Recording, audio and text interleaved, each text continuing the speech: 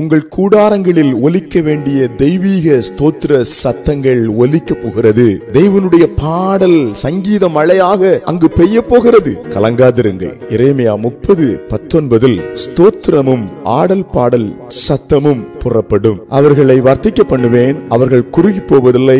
அவர்களை மகிமைப்படுத்துவேன், அவர்கள் சிறுமைப்படுவதில்லை. அன்புக்குரியவர்களே, இந்த காலை வேளையிலே அன்பு ரட்சகர் உங்களை ஆற்றுகிறவராய், உங்கள் தேற்றுகிறவராய், உங்கள் தேவைகளை அறிந்தவராய் உங்கள் பாளையத்தின் மீது இறங்கி உலாவிக் கொண்டிருக்கின்றார். இந்த வசனத்திலே 6 முக்கியமான ஆசீர்வாதங்கள் உங்கள் மேல பெய்து இறங்க வேண்டும் என்று ஆண்டவர் விரும்புகின்றார். இந்த 6 ஆசீர்வாதங்களும் இன்னைக்கு நீங்கள் கட்டாயம் பெற்றுக்கொள்ள வேண்டும் என்று விசுவாசியுங்கள், ஜெபம் பண்ணுங்கள். ஆமென். 1, ஸ்தோத்திரத்தின் சத்தம் உங்கள் வீட்டுக்குள் துணிக்கும். 2, ஆடல் பாடலின் சத்தம் உங்கள் வீட்டுக்குள் துணிக்கும். 3, கர்த்தர் உங்களை வர்த்திக்க பண்ணுவார். நேர்த்தியான இடத்தில் நல்ல மேன்மைகளை தந்து உங்களை ஆண்டவர் மிளிரச் செய்வேன் என்று அர்த்தம். 4, நீங்கள் குறுகி போவதில்லை. ஒருவேளை உங்கள் எல்லை குறுகி இருக்கிறதோ, வருமானம் குறுகி இருக்கிறதோ, பலன் குறுகி இருக்கிறதோ, குறுகி போன அனுபவங்கள் நிச்சயமாய் விரிவடைந்து மேன்மையிலே நீங்கள் நிச்சயமாய் வளருவீர்கள்.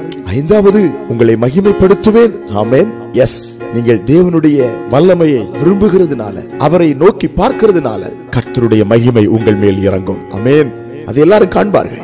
6, சிறுமைப்படுவதில்லை. அன்புக்குரியவர்களே, சிறுமைப்பட்டு நொறுங்கி போயிருக்கிறீங்களோ, சிறுமையை ஆண்டவர் மாற்றுவார். இந்த 6 ஆசீர்வாதங்களும் இன்று உங்கள் மேல் இறங்கும். ஜெபிப்போம். எங்கள் பரலோக பிதாவே, இந்த கால வேளையிலே கொடுத்திருக்கிற இந்த 6 ஆசீர்வாதமும் ஜெபத்தில் இணைந்திருக்கிற அன்பு பிள்ளைகள் மேல இப்பொழுது பலமாய் இறங்கி வருவதற்காய் ஸ்தோத்திரம். அவர்களை நிரப்புவதற்காய் ஸ்தோத்திரம். இயேசுவின் நாமத்தில் ஆமென்.